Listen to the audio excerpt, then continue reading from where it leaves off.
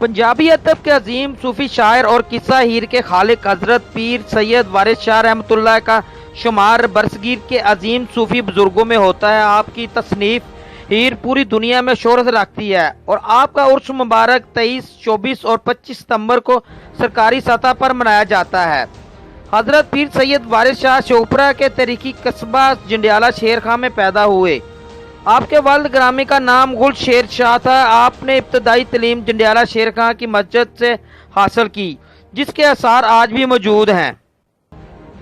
दुनिया भर में जहाँ जहाँ पंजाबी बोली और समझी जाती है, वहाँ वो शोपरा की पहचान बने। आपको पंजाबी के सच्चे मोती और वारिस समझा जाता।